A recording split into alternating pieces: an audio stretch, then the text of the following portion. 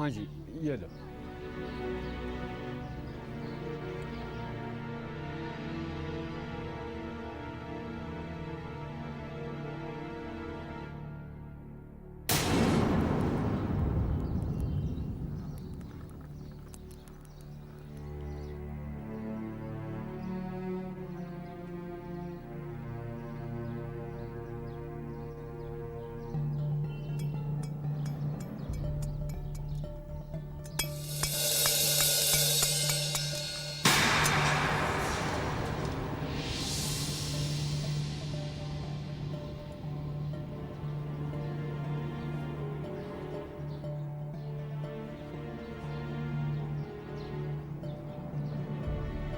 अरे उस्ताद,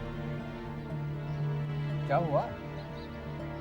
कुछ नहीं भाई, बस सर में जरा सा दर्द हो रहा है, और कोई बात नहीं। सुन उस्ताद, जितना तुम्हें मैं जानता हूं ना, उतना यहाँ कोई किसी को नहीं जानता। कोई ना कोई बात जरूर होती है। नहीं, और कोई बात नहीं।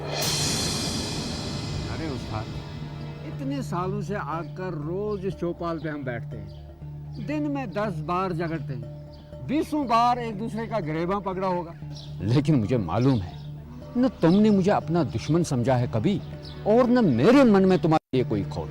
मुझे पता है भाई। तो फिर बताओ ना, बात क्या है? भाई, आज चौधरी साहब ने मुझे अपने घर से बेइज्जत करके निकाला। अपने जूते से ही 2-4 जड़ लिए मेरे सर पर, और कहने लगे अगर मुझे दोबारा यहाँ पर नजर आया तो मैं तुम्हें गोली मार दूंगा। चौधरी ने तुम्हारे साथ ऐसा किया? इतने सालों की वफादारी का ये सिला दिया उसने? जभी तो डूब मरने का मन कर रहा है भाई। चौधरी ने तुम्हारे साथ ऐसा क्यों किया? कोई तो वजह होगी ना? पता नहीं भाई, मैं कहीं जा रहा था तो मुझे रास्ते में पता चला कि चौधरी साहब तालीम घर गए हैं अशरफे से मिलने। अशरफे से मिलने? ताज्जुब तो मुझे भी हुआ कि चौधरी साहब ने अशरफे को बब्बर से अपने यहाँ क्यों नहीं बुलवाया। फिर मैंने सोचा कि हो सकता है कि चौधरी साहब ने सोचा हो कि आज तालीम घर में ही जाकर अशरफे को झाड़ूं। यही सोचकर मैं चौधरी साहब के घर चला गया कि जाकर पूछूं कि क्या क्या हुआ अशरफे के साथ। फिर क्या, जैसे ही मैंने अशरफे का जिक्र छेड़ा तो चौधरी साहब एकदम से भड़क उठे, मानो कोई आतिशफिशा पहाड़ फट पड़ा हो, और मुझे लगे कहने कि तुम ही लोगों ने मेरे आंखों पर पट्टी बांधकर मुझे कोलू का बैल बना दिया है। हाँ? ताज्जुब तो ये है कि फिर मुझे चौधरी साहब ने कहा कि अशरफे और उस तालीम घर के खिलाफ मुझे तुम ही लोगों ने उकसाया, वरना वो लोग इतने बुरे नहीं हैं। ये सब इस चौधरी ने कहा? अरे उस्ताद, कहीं तो मुझसे मजाक तो नहीं कर रहा है? नहीं भाई, मैं बिल्कुल सच कह रहा हूँ। जब मैंने चौधरी साहब से कहा कि आप ही तो अशरफे को लुच्चा, कमीना, उठाया गिरा और पता नहीं क्या क्या कहते थे, तो एकदम से उन्होंने अपना जूता खोला और लगे एक के बाद एक मेरे सर पर मारने। भाई बहुत शातिर है ये। अब उनसे जुड़ना चाहता है और कुर्बानी देगा तुम्हारी। मतलब ये कि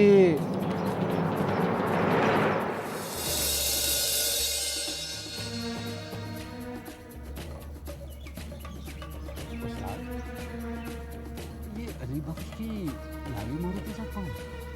पता नहीं भाई, पहले तो कभी नहीं देखा इसे।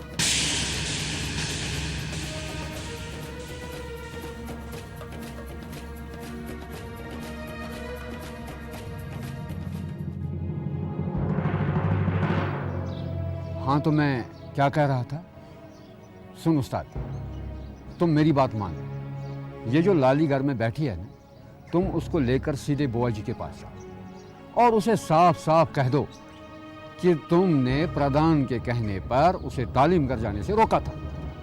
और ये भी कह दो कि भाई, क्या बुआ जी मान जाएंगे?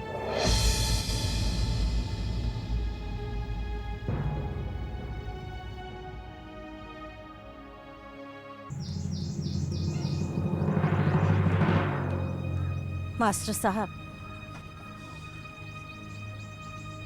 हिम्मत मर्दा, मदद खुदा। बचपन से मैं ये बात सुनती आई थी, लेकिन मैं सोचती थी ये महज बातें हैं, बातों का क्या। लेकिन अब क्या बुआ जी? लेकिन अब मैं समझ गई हूं, मेरी अपनी सोच गलत थी। पुराने लोगों की कही बातें कतई गलत नहीं हो सकती। आप देख लीजिए ना, मेहरू ने और मैंने एक ख्वाब देखा और वक्त ने उसे हकीकत में बदलने की तरगीब दी। हमने जरा सी हिम्मत की, बस फिर आप जैसे आलिम और फाजिल लोग हमारे साथ जुड़ते गए। नहीं बुआ जी, हम कोई आलिम फाजिल नहीं हैं, बल्कि आप लोग तो कई मामलों में हमसे बहुत आगे हो, बहुत फहीम हो, समझदार हो। अब अगर आप लोगों ने इस नेक काम की शुरुआत नहीं की होती तो हम लोगों को भी अपना छोटा सा हिस्सा अदा करने का मौका कहाँ मिलता। अरे हमें तो आपका मशकूर रहना चाहिए कि आपकी वजह से हमारे खाते में भी थोड़े बहुत सवाब जमा हो गए। ये तो आपका बड़प्पन है मास्टर साहब। एक बात पूछूं? पूछिए ना बुआ जी। क्या सच में ही कोई दिन ऐसा आएगा जब हकीकत में इस गांव की लड़कियां अपने पैरों पे खड़ी होंगी?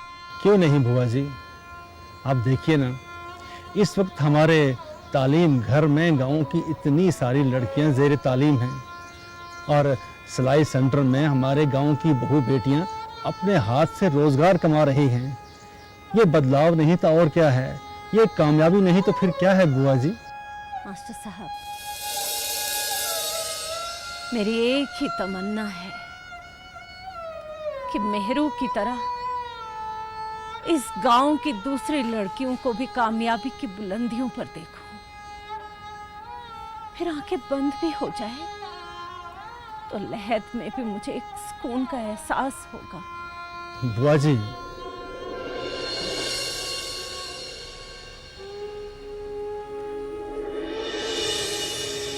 वाह, बहुत खूब अशरफे।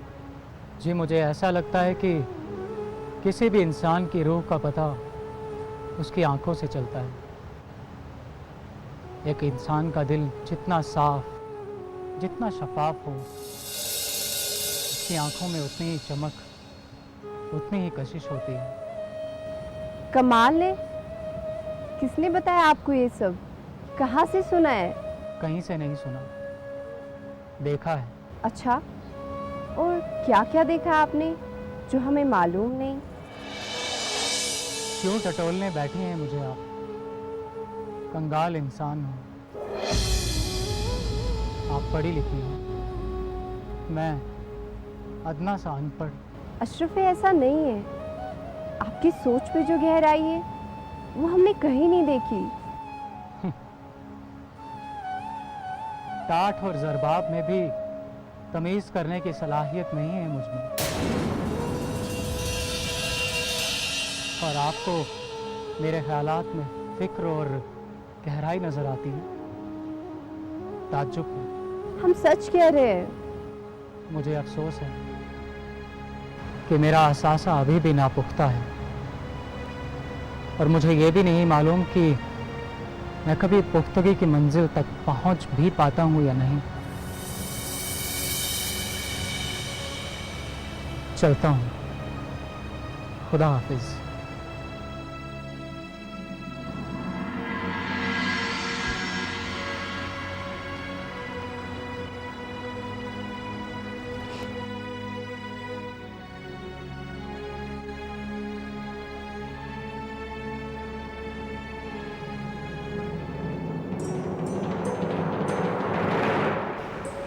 बैग तो मैंने एकदम से पैक करके रखा हुआ है, बस साइमा को ही पूछती हूँ। अरे, ये अशरफे कहाँ है? साइमा, बुआ जी कुछ पूछ रही हैं? जी जी बुआ जी। मैं पूछ रही हूँ, अशरफे कहाँ चला गया? अशरफे तो चला गया। कमाल है, चला गया मुझसे बिना मिले ही। बड़ा अजीब लड़का है ये।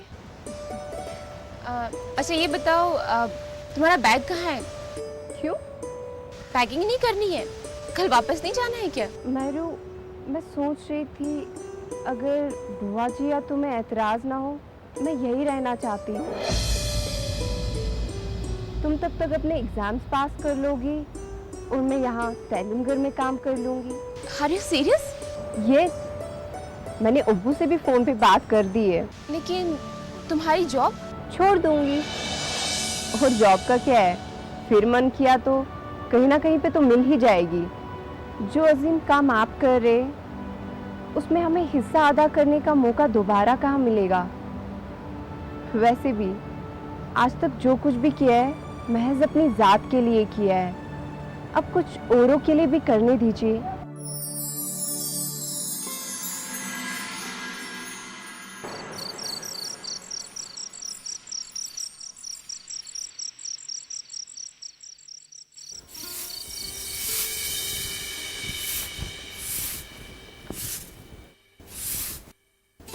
साइमा जी, इसका तो आलम ही निराला है।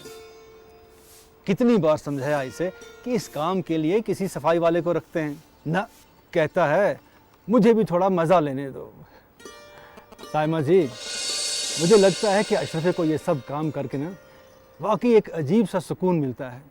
अरे लाख जतन कर लो कि ये काम मत कर, लेकिन एक नहीं सुनता। सर, हमारी ज़ाती राय ये थी कि हमें इसे रोकना भी नहीं चाहिए। महरू ने भी जाते जाते हमें यही खास तौर से बताया था। ठीक है। हाँ, तो आप वो रिकॉग्निशन के बारे में कुछ बता रही थी ना? सर, मैं ये बता रही थी कि हमें तालीमगर को एजुकेशन डिपार्टमेंट से रिकॉग्नाइज कराना चाहिए। बिल्कुल सही है बेटी। और रिकॉग्निशन के लिए जो क्राइटेरिया है, आई थिंक वो सब हम फुलफिल कर रहे हैं और इस तरह से सरकारी फंडिंग भी हो जाएगी। सॉरी सर, हमारा ये मतलब नहीं है कि हम फंडिंग के लिए सरकार से रिकॉग्निशन मांगे। फंडिंग की हमें ज़रूरत है, लेकिन उसके लिए हमारे पास कई दूसरे बेहतर मुनासिब ज़राए हैं। मतलब सरकार के अलावा भी कोई ज़राया हो सकता है? सर, मेरे ख्याल से फंडिंग के लिए हमें कॉर्पोरेट सेक्टर को इन्वॉल्व करना चाहिए। सर, समाज के तय कॉर्पोरेट वर्ल्ड की भी कुछ जिम्मेदारियां हैं। सर, हमने एक कॉर्पोरेट हाउस को अप्रोच भी किया है। The response is very positive. वो आजकल में अपने किसी नुमाइंदे को यहाँ भेज ही देंगे। सच में? Yes sir. That is great. You have done a wonderful job. Sir, हम एक बात और सोच रहे थे। वो क्या?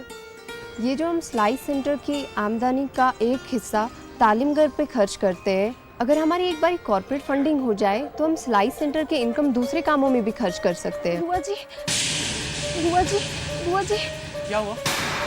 क्या बात है? सब खैरियत तो है ना? क्या हुआ बुआ जी को? बुआ जी की तबीयत ठीक नहीं है, उन्होंने आपको बुलाया है। आप लोग चलिए, मैं स्कूल बंद करके आता हूँ। जी सर।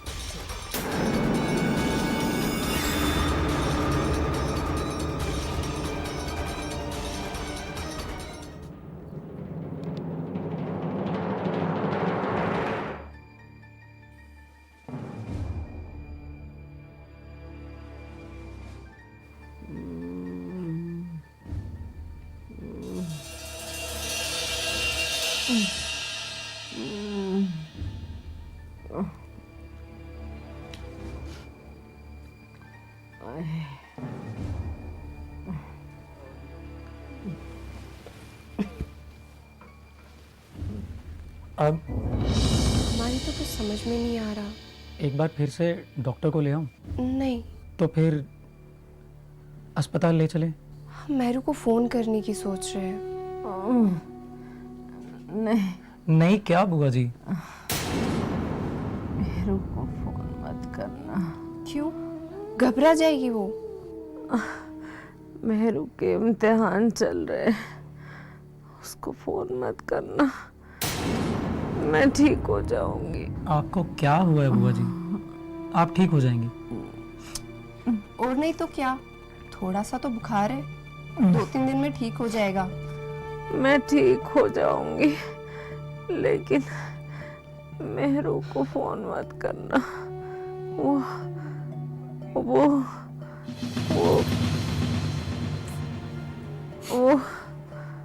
वो कलेक्टर नहीं बनेगी, उसके इम्तिहान है। मेरू के इम्तिहान है। मेरी मेरू कलेक्टर नहीं बनेगी। मेरी मेहरू कलेक्टर नहीं बनेगी। उसे फोन मत करना। मैं ठीक हो जाऊंगी। उसको फोन मत करना।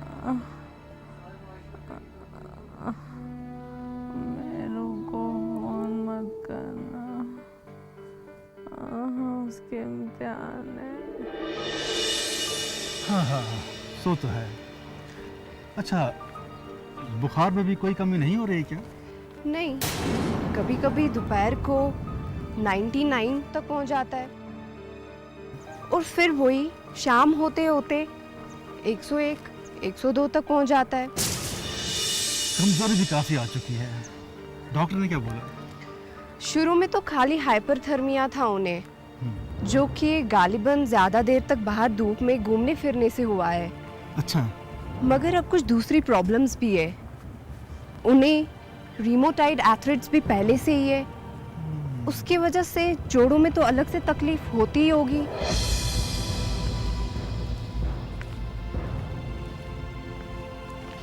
मेहरू बेटी को बताया आपने? हम तो फोन करना चाहते थे, लेकिन बुआ जी मना कर रही है। ऊपर से मेहरू का इंटरव्यू भी था। हाँ, तो वो तो ऑलरेडी परेशान होगी। अस्सलाम वालेकुम मास्टर साहब। वालेकुम सलाम। हैदर भाई, क्या हाल है? ठीक हो? खैरियत से? कैसी हो बेटी? दुआएं आपकी चाचा जी।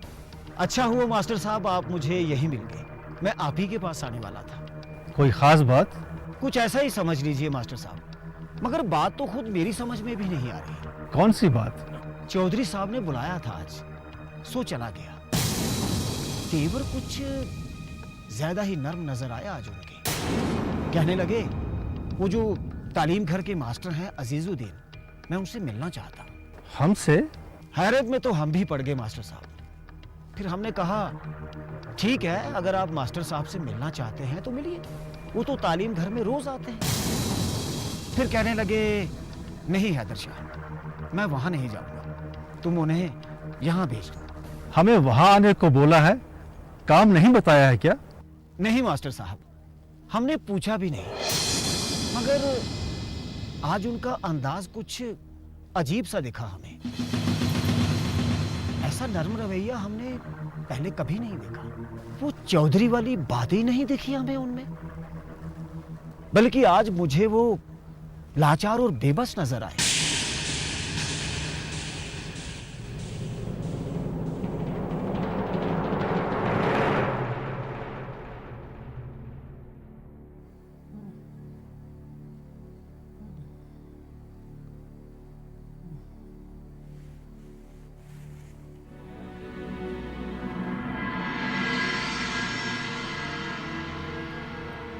बुआ जी, बुआ जी, हाँ हाँ, अब बुखार पहले से कम है।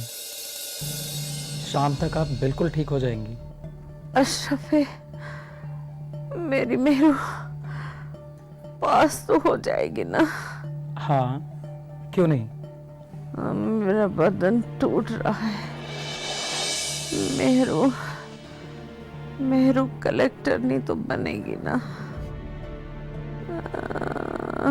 मेरी मेहरू पास तो हो जाएगी ना? जोड़ों में अभी भी बहुत दर्द है क्या? किसी ने मेहरू को बताया तो नहीं कि मैं बिस्तर पकड़े बैठी हूँ? नहीं, मैं क्या पूछ रहा था?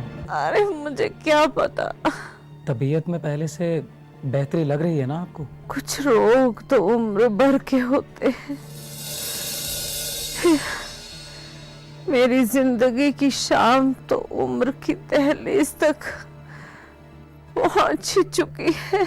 ऐसा मत सोचिए बुआ जी, ऐसा बिल्कुल मत सोचिए। अरे आप तो उन लोगों में से हैं जिन्होंने हमेशा गौर व फिक्र से अपनी सारी जिंदगी गुजारी है। आपकी सोच हमेशा मस्बत रही है। मेरा बदन टूट रहा है। मेरे पास हो जाएगी ना अशरफे? हाँ, क्यों नहीं बुआ जी, पास हो जाएगी वो। आप इत्मीनान रखिए।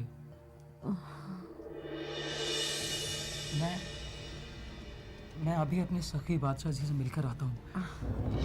और हाँ, साइमा को आपके पास भेज देता हूँ मैं। हाँ,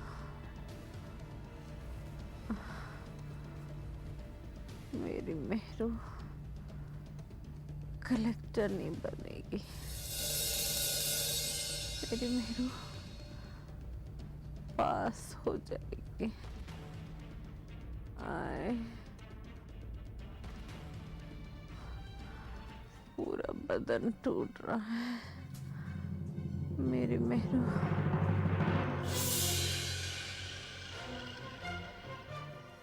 अब देखते हैं क्या होता है क्या नहीं होता है, तो करना तो पड़ा। वालेकुम अस्सलाम मास्टर जी, आइए आइए, तशरीफ रखिए।